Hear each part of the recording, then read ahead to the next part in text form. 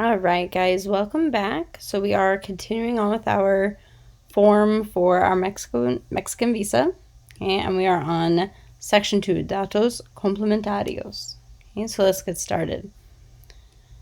Okay, so 10, we have the Estado Civil. Okay, this is your marriage status. Okay, so all of you are going to cross this first one that says soltero or soltera. Okay, that means that you are single. Okay, I personally am casada. Okay, it means that I am married. Okay, my husband is casado, of course. Concubinato is common law married. Okay, so if you are legally married, you are casado or casada. If you might be like living with a partner, you might introduce yourself as husband, wife. Usually there's some kind of law about like it has to have been like a certain number of years. Then you might qualify to be concubinato. Okay, but all of you are far too young to be either one of these, and you are soltero or soltera. Okay. All right, 11, okay, 11, domicilio actual. Actual is another false cognate. Okay, so actual does not mean actual, it means current. Okay, so this is a really tricky one. A lot of students get this one wrong. Okay, domicilio. Okay, hopefully you recognize the word domicile, at least kind of sort of in there. It's pretty darn close. Okay, so domicile like your house or your home. Okay, and then current. Okay, so your current house address or your current home address. Okay, so I don't really think that you guys need to know my current home address, so I'm going to give you my home address that I had when I was in high school.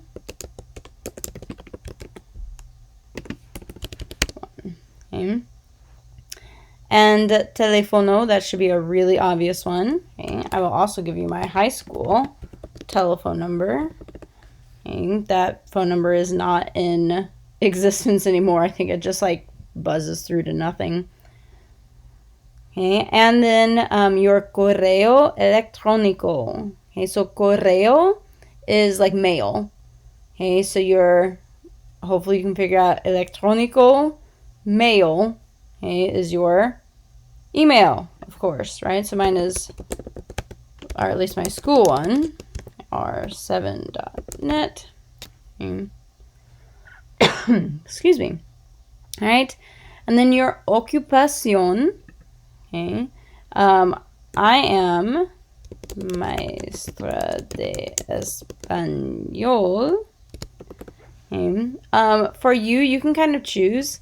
Okay, if you just want to put the ocupación that you want to have in the future, okay, feel free to put that here. Okay, I'm completely fine with that. Whatever it is that you might want to be. Okay, maybe you know what you want to do after high school, or what you might be interested in studying at college if you're going to college. Whatever it is, you can put it there. If you're not totally sure, that's completely okay. I was about 3 years into college before I made up my mind. You can just put estudiante. It's completely okay to put estudiante right here. Even in the United States, that is considered an occupation. Okay, so if you don't know, just put estudiante. That's fine. Okay.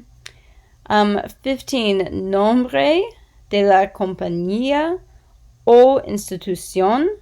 Okay, this is referring to the compañía or institución where you are, whatever it is that you put under ocupación. Okay. So if you picked something that would be, like a super far forward thing, you might pick a compañía or something like that has something to do with the thing that you picked. Okay. So for example, if I wanted to be, I don't know, an engineer, maybe I'm going to put NASA. Okay. Especially if you put estudiante, okay, then you are an estudiante at Odessa High School. And that's obviously where I work. Okay. 16. Okay, so 16, this actually came up on Monday a little bit when we were looking at país. Okay, so país, a lot of you guessed meant place because it kind of sounds like the English word place, and you're like pretty close. Okay, same base idea. País, remember, meant country.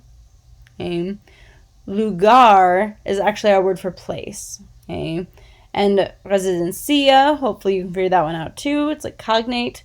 Okay, I am actually going to go ahead, like a lot of people will still put their country of residence here because that may or may not be the same as the country where you were born or the country where you get your passport from.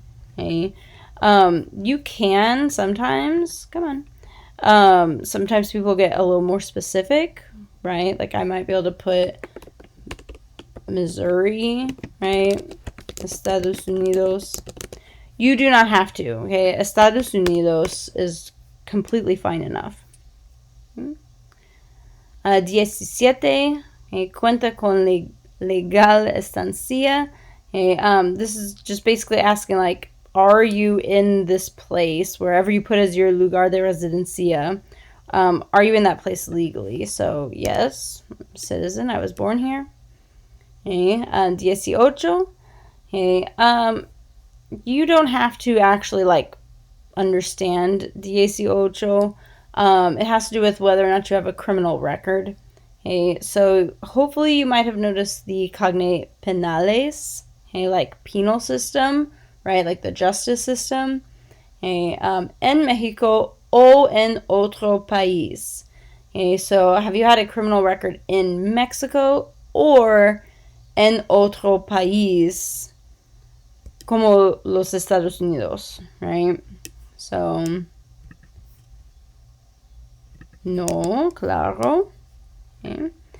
And en caso afirmativo, okay, so this is like if you clicked yes, right, then especificar, okay, explain, is specify, right, explain what your criminal record is about. Okay, hopefully none of us have to deal with that, right? So we're just going to leave it blank because that doesn't apply to us. We clicked no on 18, and so we don't have an affirmative case, right? We didn't put yes. You do not have to fill out section 3, at least not yet, because we're going to write down a few of these things about the country you choose to study tomorrow. Remember, you have to have that ready for our class on Wednesday. Okay, this is información y motivo de viaje. Okay, so like information and like the purpose of your travel. Okay, so we'll be looking at things like the fecha de ingreso a Mexico. Okay, so when are you arriving or like getting to Mexico? Okay, the ciudad por la que ingresará.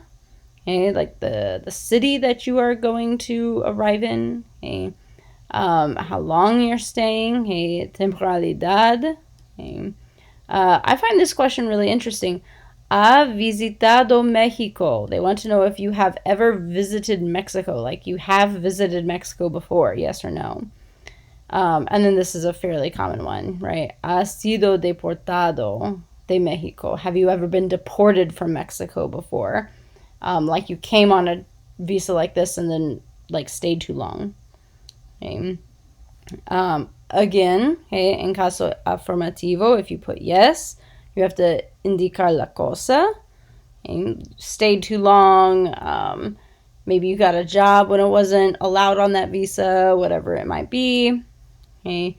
And then your proposito, okay, your proposition, like why are you traveling in Mexico? What are you going to be doing in Mexico? Okay. So you do not have to fill this out today. Okay, but be aware that for whatever country it is that you choose to study, we will start off with a little blurb like this on Wednesday.